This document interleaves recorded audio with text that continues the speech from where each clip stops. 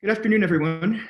Thank you so much for joining us today for the CC Online Town Hall on the Arts. My name is Ryan Benigali, and I am a professor of music at Colorado College. And I'm also the college's director of performing arts. My office amplifies the role of the arts in the academic mission of the college, supporting the collaborative and creative impulses of our campus and our community. This includes programming and endeavors of the CC academic departments, of the co-curricular student groups, and of the Colorado Springs Fine Arts Center at Colorado College. We spend a lot of time facilitating interdisciplinary connections between the arts and also building bridges between the arts and other academic and programmatic areas of the college. So, for example, when the pandemic began, the Office of Performing Arts responded by running a multi-week series called Peaks and Valleys. And these daily videos provided a virtual space for our students, our staff, our alumni, and our faculty to share their creativity from isolation. Over the summer, as the social justice movement gained new momentum, we ran a Justice in Action Month, providing daily 10-minute modules that highlighted the ways that the arts can be essential in our ongoing quest to be an anti-racist society. Links to both of these ventures can be found on the Performing Arts at CC webpage, and I'll speak more about that in a minute. Today, I'm really pleased to facilitate this town hall on the arts at CC. While our top priority remains the health and safety of our community, we know the arts play a critical role in the transformative moments such as those that we currently find ourselves. Our goal today is to share some ways that we are responding to the present moment, to share some of the exciting pivots, to talk about some of the opportunities that are emerging, and to show how the arts become even stronger in the face of uncertainty. Now, hopefully we're also going to inspire some unimagined opportunities as we strive to be of, by, and for all in our creative endeavors. And so we'll have some time at the end to maybe brainstorm some new ideas if we run out of Q&A questions. Go ahead and make sure you submit those to the Q&A section, and we'll try to address them as we move along here. I am joined today by, and let me share this with you so you can see it.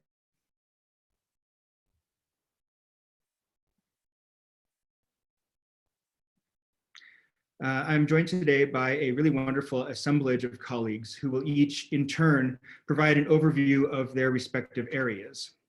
Some are going to share co-curricular updates concerning specific student groups. And I'd also like to point out right here at the start that all of our student groups are expected to follow the same protocols that are established by the academic divisions and programs.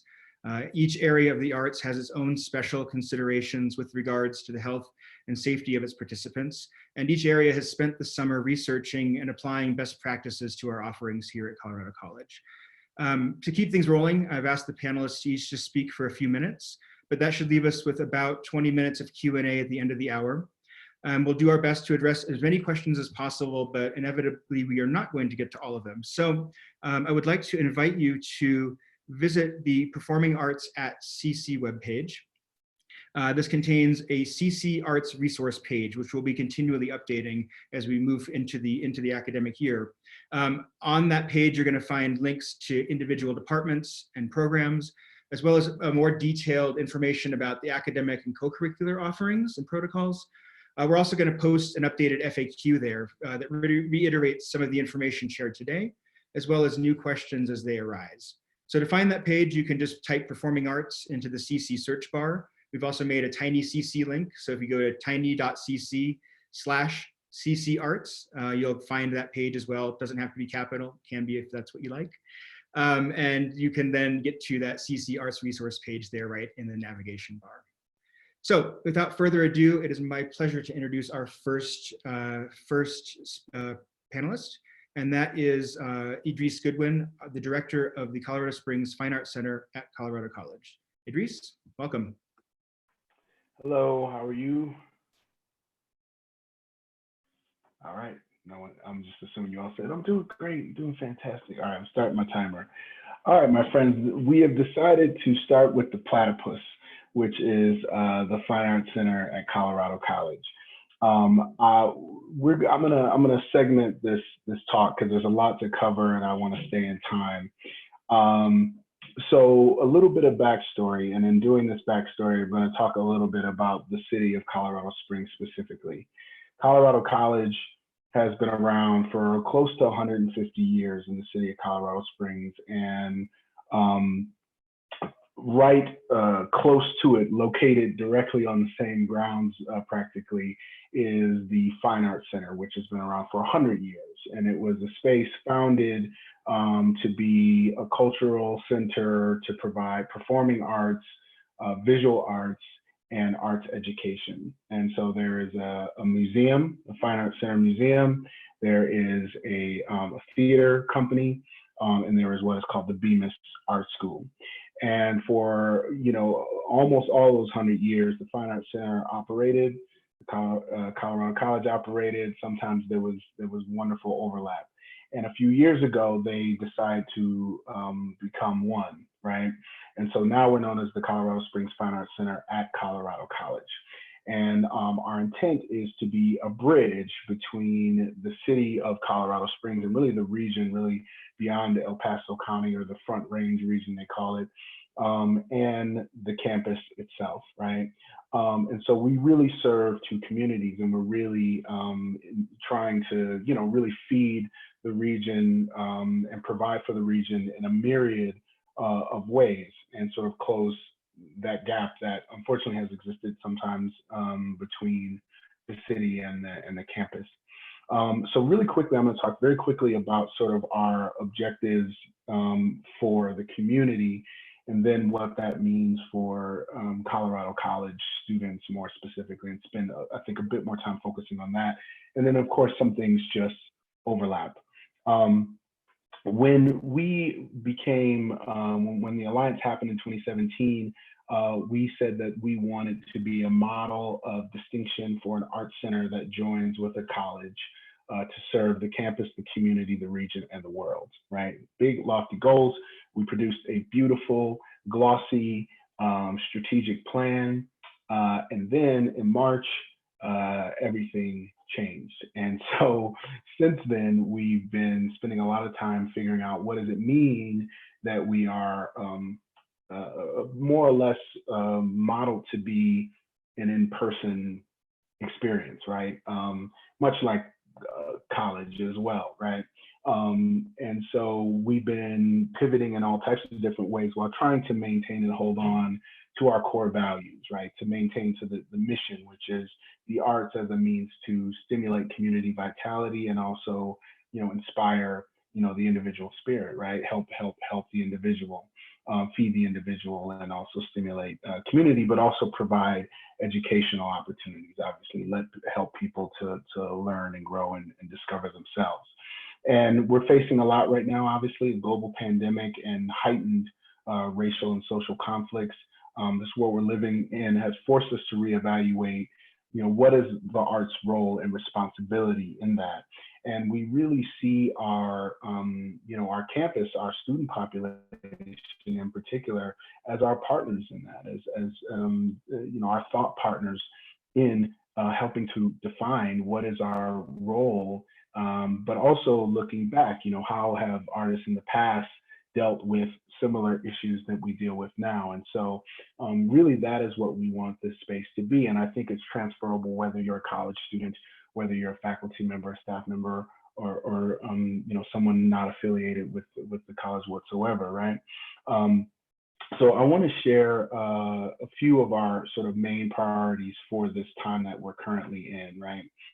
And the first one is anti-racism, and we're working on and creating actively an anti-racism through the arts initiative, because we believe that if racism has been learned and passed down across centuries, it's going to take a lot of time to learn what it means to be anti-racist, right? This doesn't happen overnight, and like learning or unlearning anything, there are many ways and many approaches to do that, directly, indirectly. We think the arts provide ample opportunities for that work to be done on a consistent basis through representation. Who are the artists? Who are the voices that we're putting on our walls and our galleries, that we're putting in the digital space now? But who are we? Who are we bringing into the space?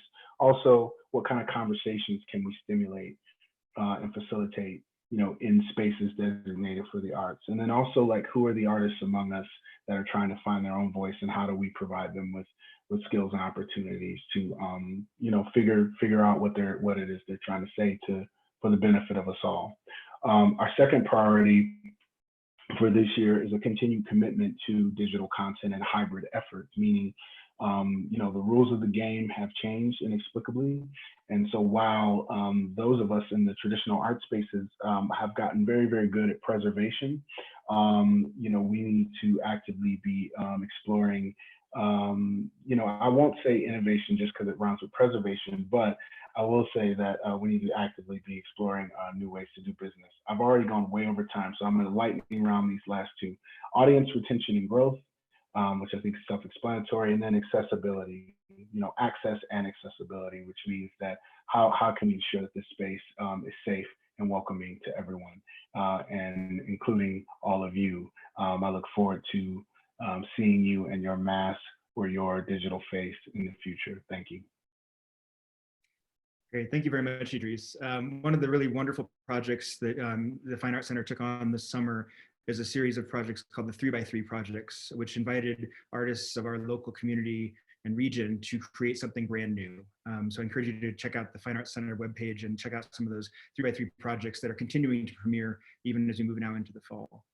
Next, we are joined by Susan Grace from the music department. So Sue, the floor is yours. Thank you. Thank you, Ryan.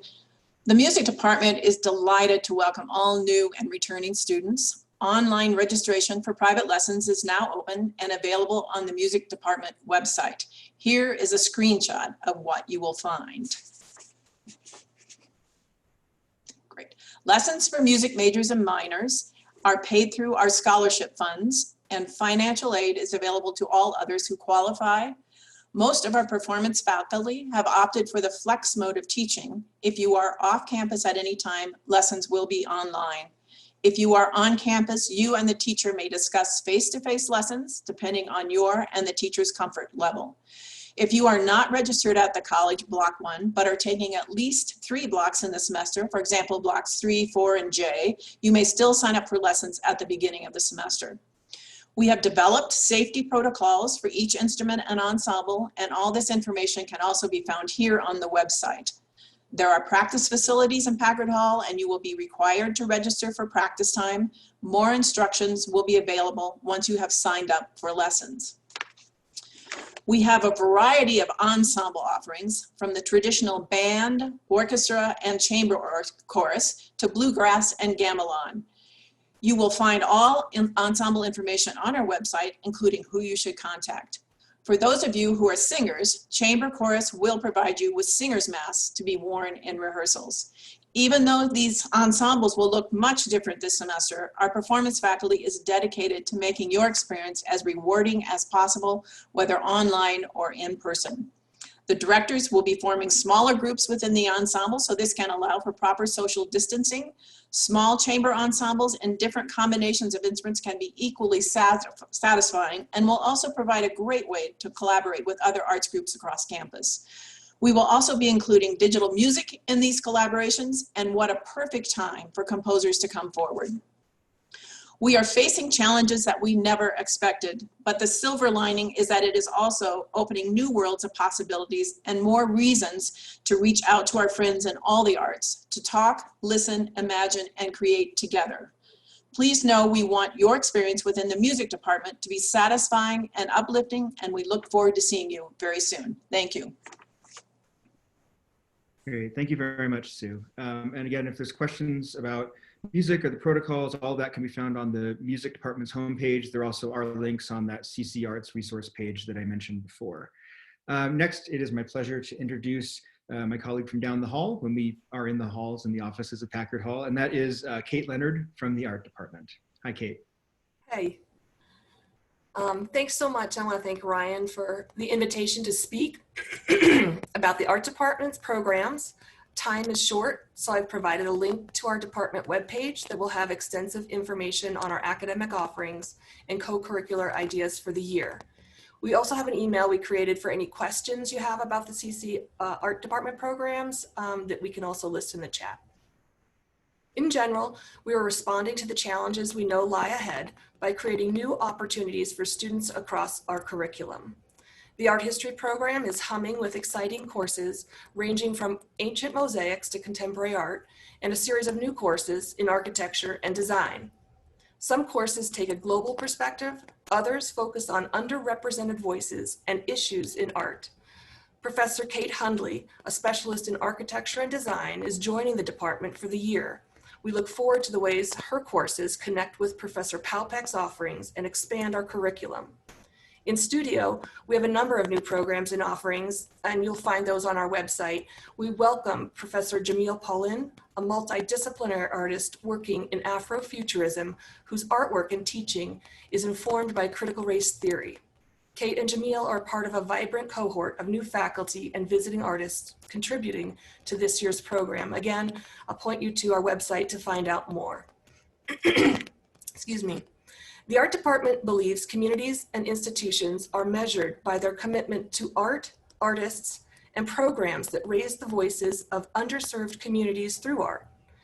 How will we be measured in this regard in the coming year? This question frames our departmental approach to shaping curriculum and developing new programs. We're artists, historians, and designers. We know change, instability, and ambiguity. We use them every day in our creative work. And because of this, we're uniquely positioned in the arts to lead in this turbulent time. But I also want to recognize that the narrative of resilience in the arts is a double-edged sword when budgets are tight. This is especially true in our public schools. Are the arts a desirable amenity when times are good? Are they disposable when budgets need to be cut? Will our local school districts be reckoning with these difficult questions? What role will we play in the story of the arts in our community this coming year? The art department's expanded programs are dependent on deepening the connections with existing CC Arts leadership outside our department. It'll be through the museum, Bemis, and student life that the arts can engage with the challenges of COVID-19, systemic racism, and the upcoming election. The work ahead requires us to recognize the arts community at CC is multi-layered, multivalent, and inclusive. There are lots of people on campus who have made tremendous contribution to the arts, who aren't here today, but who are poised to expand their work and contributions in a time when we in our community need them most. Amplification of the voices, as Ryan has said, is an important value in the arts and at CC. Consistent with that value, I mentioned the work of community education by Tara Thomas, Jeremiah Hauk, Scott Levy, the commitment to public art by Acting President Mike Edmonds and Wellness Director Heather Horton, and the important work of Polly Nordstrom, Katia Rivera, and Julian Gavino. The programs that we will discuss today rely on our partnership with these leaders, along with our faculty colleagues across the arts and the college. Some of them are here today, and others include Rebecca Tucker, Chris Stanek, Erin Kohick, Naomi Wood, and Heidi Lewis, all of whom we look forward to hearing from as this conversation in the arts evolves and develops, and we discuss the ways art and their potential not only to turn a lens on our current situation, but to envision and realize better futures for all. Thank you. Great. Thank you so much, Kate. Our next speaker is coming to us not live, but from a recorded space, and that's Ryan Platt, the chair of the Theater and Dance Department, to share a message about the theatrical offerings that are taking place this fall. And his message is keyed specifically to first-year students, but is one that has relevance for everybody. So let me share this video with you here. And here is Professor Ryan Platt. Hi, my name is Ryan Platt. I'm chair of the Department of Theater and Dance at Colorado College. First of all, welcome to Colorado College, and we're excited that you're here and interested in the arts during your time here. We feel like the block plan is an amazing resource for the arts. I want to tell you a little bit about what's happening in theater in the fall, both in and outside the classroom. And before that, I just want to make clear that we teach theater in the context of the liberal arts. So if you have a background in theater, that's wonderful, but it's not required. And many of our strongest students first discover theater at college. So all are welcome, with experience and not. So we're doing two productions in the fall.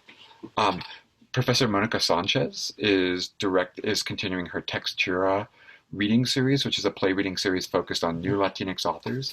For 20 and 21, Textura, she and Melissa Manuel, cast of 20 theater major, have compiled a library of short plays by Latinx authors, students, staff, and faculty, and all people from throughout the Springs community are invited to select and direct an online reading as part of an evening of performances to be live streamed in Block 2. There will be acting and directing roles for diverse casts with multiple levels of experience. There'll be more info from that to come at the top of Block 1.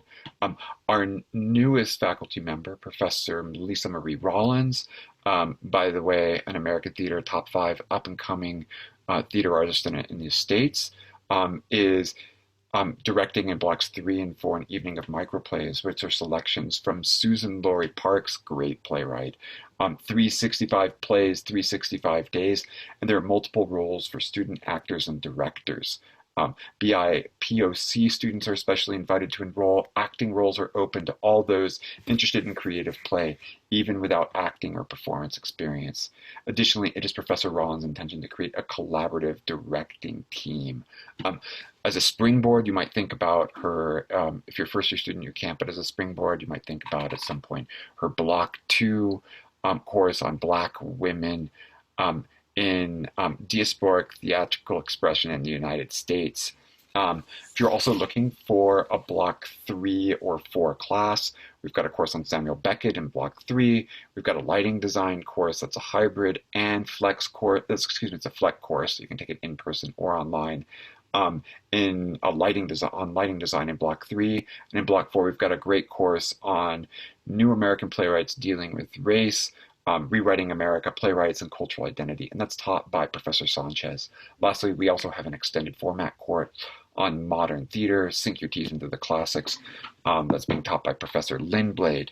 And if you're interested in tech work, our TD, Paul Martin, will be offering both hybrid and remote versions of his ever-popular adjunct course on stagecraft. That's a way of getting involved in behind-the-scenes work, even why we might actually be behind the scenes. Please, you can reach out to Paul Martin directly, pmartin@coloradocollege.edu, and that's something that you can do on top of even your CC 100 or CC 120 classes. Great place to start if you're interested in theater.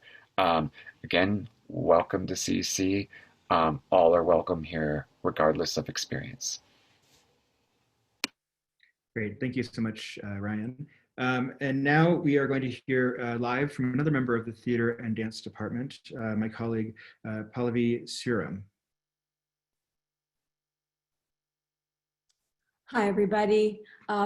Welcome to you all, whether you're in the Springs on campus or wherever you are in the world. It's really wonderful to be here today. So I am here, I'm Assistant Professor of Dance Studies in the Department of Theater and Dance, and I'm here to tell you a little bit about what's happening in dance, which is really very exciting. So very quickly, our dance program is sort of centered around a few things. Practice, which takes the form of studio classes, practice courses, which I'll say a little bit about. Secondly, creative process. So block courses, which really allow you to explore your creative voice and the process of dance making, whether or not you have any experience coming into college with dance making, because it really is a new space where you can explore and find a new kind of creative space. And all of this is framed by, and what we believe is important, is an engagement with critical histories and politics, both in terms of the US and a global perspective. And I believe that's particularly important now, where we think about how dance is actually not just located, but central to the big questions that are being asked, whether it's around the pandemic, whether it's around the deep reckonings with social justice issues that are happening right now, and how we are situated within those things. So in terms of dance, what's happening, what's changed? There might be a question of, how do we dance online, or how do we dance outside of a studio? Well, actually, people have been figuring this out for a long time. Dance has been happening in non-studio spaces and in creative ways for a long time. We're really grappling with that now at CC. So what that means practically, we are opening up all of our adjunct courses. Adjunct courses are studio practice courses that meet 2 to 3 times a week in the afternoon. You take them in addition to your block courses. So we've got really exciting courses with teachers in hip hop, contemporary dance, samba, ballet, West African dancing and drumming, somatics practices, and more. And these are all being offered, we're in different times. Being in a studio means something different. So each of these courses has different modalities, depending on the course who's teaching it. And we're really taking into account all the protocols of being in space together, if that's part of the experience. But a lot of them are also taking dance outside the studio, as I mentioned earlier, or taking dance digitally. Right? So the full offerings are listed. You can find all the information on the Department of Theater and Dance website under courses and dance technique adjunct courses. But one of the things that's important to note is that, it's not just about whether or not we can dance, but dance in the national stage right now is kind of on fire, both with people figuring out how to share work, having deep conversations about what dance can do in the world, and just taking on new creative ideas, new ways of making. And we're really thinking about that in terms of the courses, and interdisciplinarity, as some others have already talked about and we'll talk about, is really important. And so some of the things that I want to sort of turn your attention to, there are some very exciting classes coming up in the fall, whether it's choreography, which is just introducing you to dance making, moving writing, which is bringing together explorations in movement and creative writing, Encountering Global Dance, which is really about engaging with global artists and scholars and thinking about the politics of where we are in the world right now in and through dance. And there are great opportunities to work with artists coming up later on in the year. Please look out for those. Eiko Otake is an interdisciplinary artist rooted in Buto, which is Japanese avant-garde. Her work, she's coming to be here in the spring, and we're very excited to have a nationally renowned visiting artist, a native contemporary choreographer, Rosie Seamus, and her collaborator, Sam Mitchell, who will be working with students and developing a work, sort of performance installation kind of work, which you don't have to be a trained dancer. You can be trained or new to the stage, and you are welcome, and it's going to be an exploratory process. The last thing I will say, because we are short on time, is that a lot of what's happening new right now is student-led, right? You guys are the ones coming up with new ideas, and that is so exciting. And I want to just turn attention to one thing. Dance Workshop is a student-led organization. It is one of the biggest events on campus, or student-led organizations on campus generally. And this year, they're really finding creative ways forward. How do we take dance into different spaces? How do we deal with the fact that we're all in different places and working digitally? And what does it mean to make dance that's engaged with the world today? So I would like to, if you want more information about that, you can go to the Dance Workshop Colorado College webpage, Facebook page, and look out for more information through their Facebook page and digests. And again, for all course offerings, to get involved, there are many different kind of opportunities. Please go to the Theater and Dance webpage. You can find the information under courses.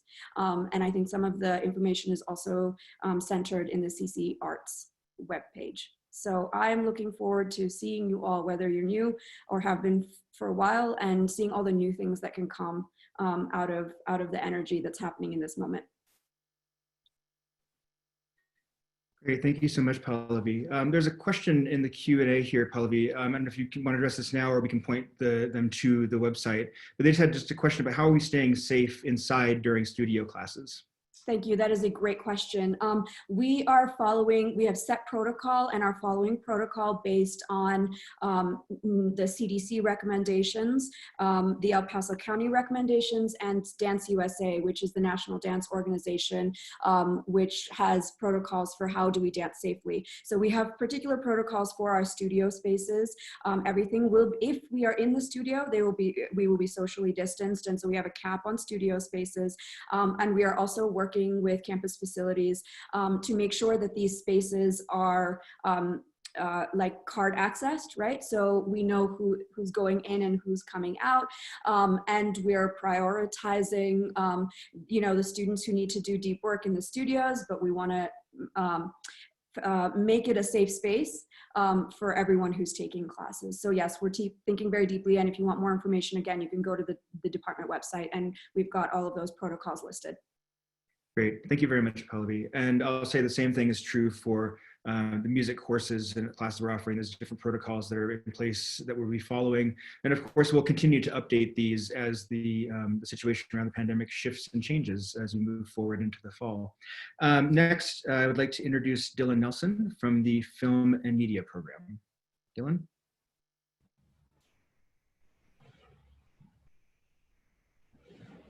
Hi, everybody.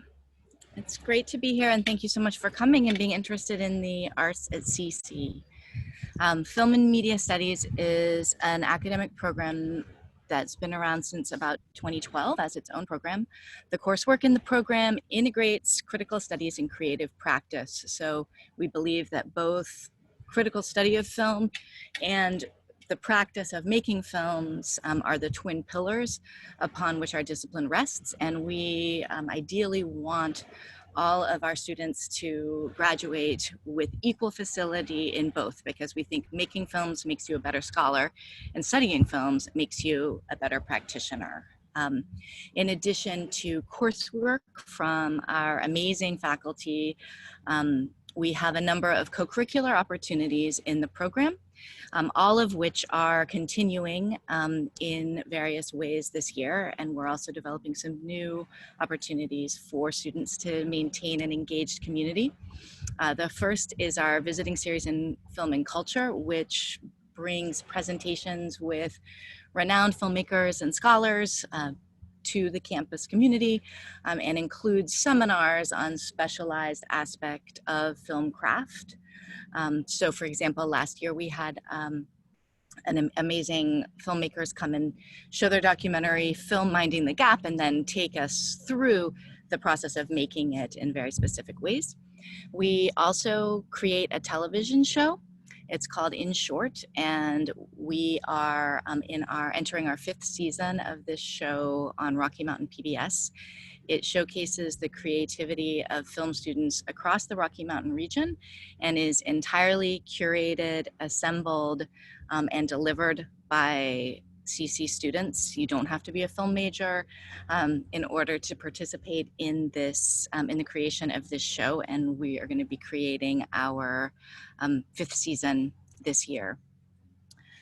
We also have a grants program that provides grants and alumni mentorship to films, to student documentary filmmakers, again, from any major that has taken our students both off campus to explore and exploring within. And I'll talk a little bit more about this idea of exploration in a minute. We also have a partnership with the Rocky Mountain Women's Film Festival, which is the longest running women's film festival in North America, and will be taking place virtually and is accessible for free to everyone on the Colorado College campus.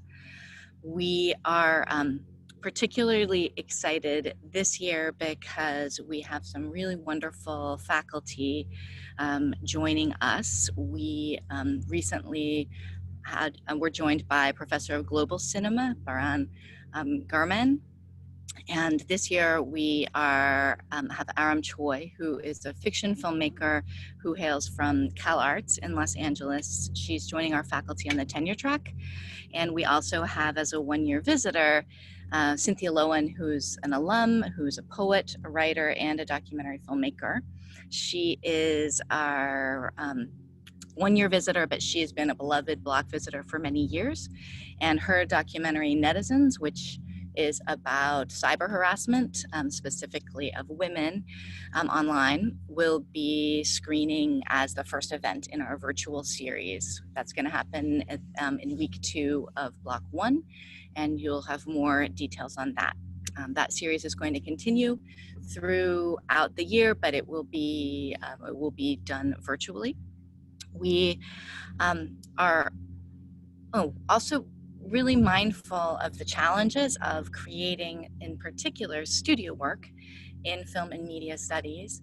But during the transition of last year, we were also pleasantly surprised by how well and how adventurously our students were able to make the jump to remote learning. Most of our classes this year will be given in either a flex or a hybrid form, meaning that you can either be on campus. Sometimes in some courses, you'll have to be on campus so that you can access the specialized gear that we have, and we have protocols have been developed to ensure that that will be able to be accessible to students in a safe way. But we also are excited about some of the flex opportunities that students can have to create work wherever they are. A sort of unexpected silver lining from last year came when we had a shared basic filmmaking screening, and we realized that I'm seeing, instead of seeing Colorado College campus in every single film, and seeing mostly films that are cast or have students being cast in them, we're seeing people of all ages, different backgrounds, different locations, and I think that kind of flexibility and diversity of experience really fits our moment. Our grants program is called the Documentary Exploration Grants, and we're often thinking about what does it mean to explore, right? I mean, the practice of creating cinema isn't limited to creating new images. There are brilliant films that our students make and that other filmmakers have made that are research-based and are use found footage in really creative ways. We recently did a remake challenge in which students and alumni submitted remakes of their of scenes from their favorite films, and it was something that provided a lot of levity in a very difficult and challenging time for us. And we encourage all of our students and faculty and alumni really to think about the ways that we can expand our practice to new areas and to do things a little bit differently in a positive way. For example, this year we're going to be creating a cinema club where people are watching films together and provide opportunities for students to discuss them and to look at films that are not just Netflix and Hollywood type films, but that are going to really introduce non-Western LGBTQ and class and international cinemas to our audiences in an accessible way. Great. Thank you very much, Dylan. Really appreciate it. We're also looking at some really interesting connections also now between the Fine Arts Center and film as well, and thinking about ways we can use outdoor spaces for social distance viewing of some of these wonderful projects and films that Dylan's been speaking about. Thank you. Next, we will hear from Nate Marshall from the English department. Hey, Nate. Yo, what's up? Yeah, all right, here we go. Cool, so let's see. The English department, hi everyone, I'm Nate Marshall. I'm an assistant professor in the English department. So the English department hosts a visiting writer series that's made possible by the McLean Visiting Writers Endowment. And we bring established as well as emerging writers and poets to campus. And we support a diversity of genres, styles, and stories and voices. Our visitors give a reading in the evening with a Q&A, and it offers students and the larger community a chance to experience their work and their voice and their presence, and get a little bit of insight into how it is that they do what they do. When possible, we also have visitors visit classes, hold craft talks, and work through our literary publishing adjunct course, where they meet with students to talk about the world of publishing and their life as a writer.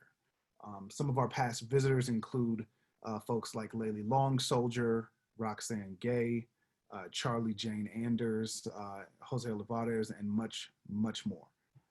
So for the fall, we're actually really excited. We won't be asking writers to travel this fall, obviously, but we're lucky in that we have a plethora of folks on campus who have new and recent books and things that they're working on. And so we really want to use the writer series as an opportunity to as a sort of point of engagement, right? Though we won't be in the hallways saying hi to each other, dropping in on in-person office hours, we can share our work and ideas outside of the classroom in this way with students and with the community directly. Let's see, just to give you a sense of some of the readers, where's my list? The readers that we have coming up in block 1, we have Idris Goodwin, our newly minted director of the Fine Arts Center, who has a recent book of poetry out. We have Professor Michael Sawyer, who has the book Black Minded, the political philosophy of Malcolm X, myself, with my new book of poems. And then throughout the rest of the semester, we will also feature the rest of our creative writing faculty, including visiting assistant professor Allison Rollins, Steve Hayward, our chair, and Tanya Pulley.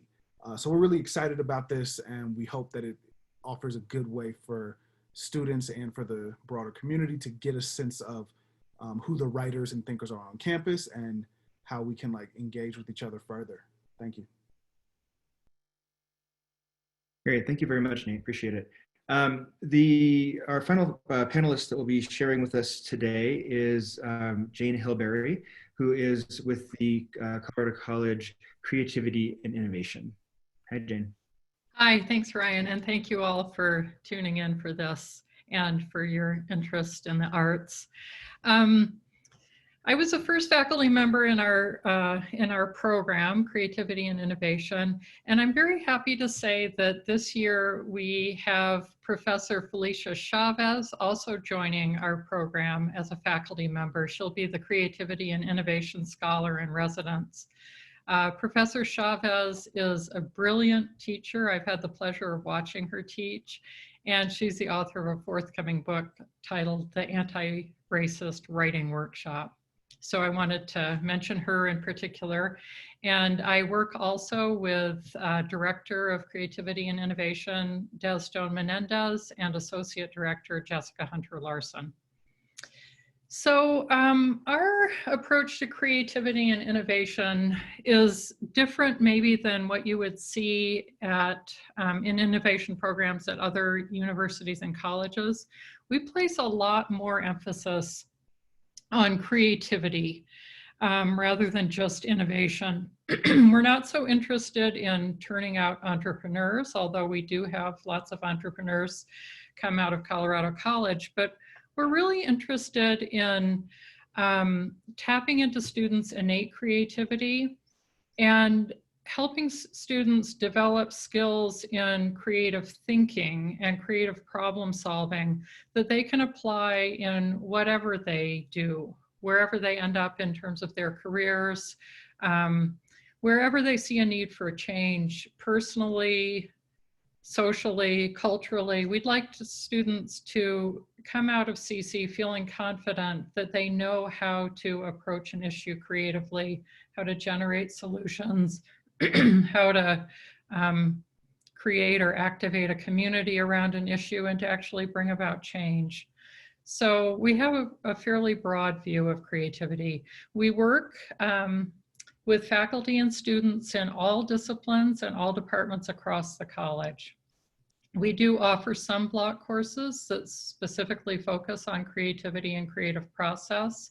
And we also collaborate with faculty in courses in other departments. And we offer a whole range of co-curricular programs as well. We have three main areas of focus. And again, this is maybe a little surprising for a program that's called Creativity and Innovation, but our areas of focus are mindfulness, risk and resilience, and creative problem solving. And it's interesting if you think about it, I feel like it's safe to say that those are all areas that are needed even more now in the time of the pandemic. We need mindfulness, we need capacities for risk and resilience, and we definitely need capacities for creative problem solving. You know, one thing about disruption, we're in a time of disruption, both in terms of the pandemic and in terms of challenges to the way things in terms of social justice. And disruption actually is a great opportunity for change, because when our habitual ways of doing things are disrupted, then there's no option to do things the way we have been doing them. We have to do things a different way. And I think that in times like this, if we can stay connected to ourselves and to each other and to our vision of what we would love to see happen, there's great opportunity to remake things. I want to mention just one example of a program that we're introducing now at this moment. We're initiating a program of student seed innovation grants. And these grants are offered to students as a way for them to bring their creativity to bear on real world problems. And this could be done if you're not returning to the college in the fall. This could be done in your own community. It could be done in Colorado Springs if you are going to be on campus. So there's flexibility there. We're formally launching the grants this fall, but we actually did a small pilot this summer. And just to give you a flavor of this, we had one student named Alexia Preston. She's mentored by economics professor Dan Johnson and has been very involved in creativity and innovation. And she applied for a grant, a student seed innovation grant, to develop Drink Safe, which is a UV solar powered sanitation system for disposable cups that could be used by coffee shops in New Zealand, which is where she's from. And, you know, at this moment with the virus, a lot of people are actually moving back towards using disposable items, which, you know, we had hoped we had been moving away from single use before the pandemic. So this is a very creative way to think about how can we still keep sustainability in mind as we also deal with safety issues in the pandemic. So Alexia has set out to find a solution to this problem.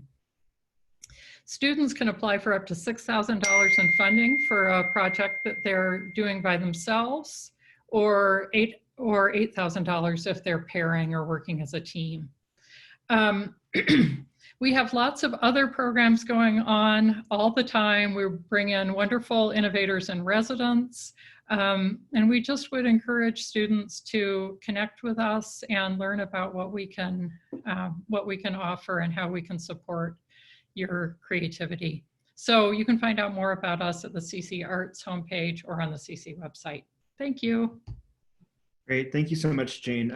One of the wonderful realities of Colorado College is all of us get the opportunity to work across the college and across the arts, across creativity, innovation.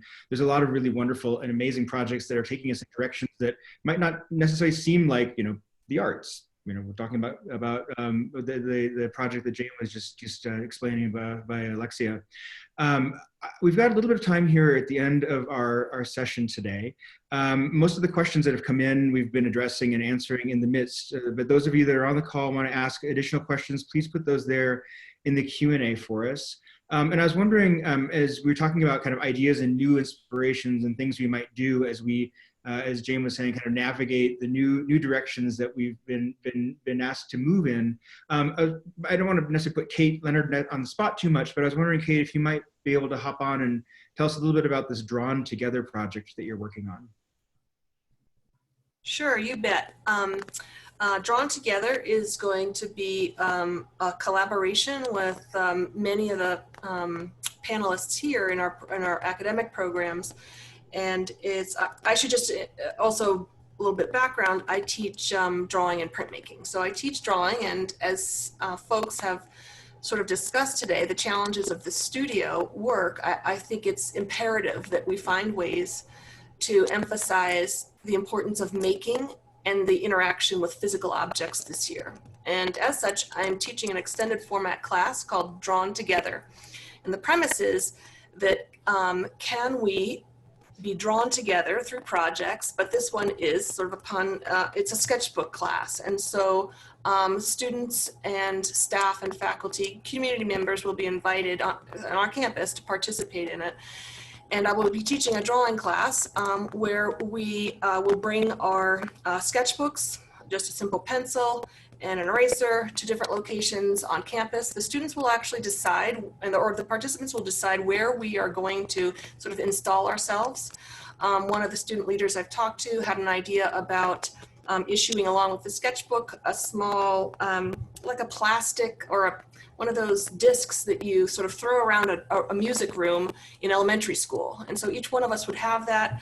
Students would decide on the spacing for social distancing. So let's say we have 25 student, staff, participants. A student designs the space of the social distancing, let's say a spiral. We occupy the quad, we're drawing, I'm giving some prompts in that particular day. We draw on the sketchbooks, and we do this each week in person, recognizing the necessity of engaging.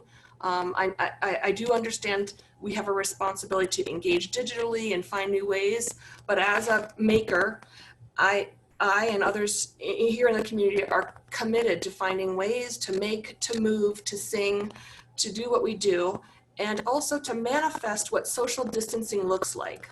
And so let's say we have this spiral. I've talked to Patrizia about if I'm on one part of the quad with my students, she is with the dance students, Sue has practicing musicians on another area. So we make manifest and in a certain way normalize or contribute to the notions of social distancing on our campus. And the project will be recorded by drone as we sort of record the project over time. And after we meet each week, those sketchbooks, sort of the premise or the sign up is that in those sketchbooks, if you're participating by drawing or writing or journaling, however you engage with the sketchbook, they will all be collected at the end of the year as a time capsule of our experience and be kept in special collections. And so in the future, people could look at what did these people do, these drawn together participants, here's what they made over the course of the weeks of our year together. Is that helpful, Ryan? That's great, thank you. Yeah, and I think it's just one example of many ideas that a lot of us have been talking about together and separately in different groups. And I really am inspired at the start of this year by the conversations that I've been having, that we've all been having as faculty and staff and students and community members about ways to do what we love to do, which is to make and to create and to enjoy and to have the arts there as a way for us to interpret and support everything that we're moving through right now.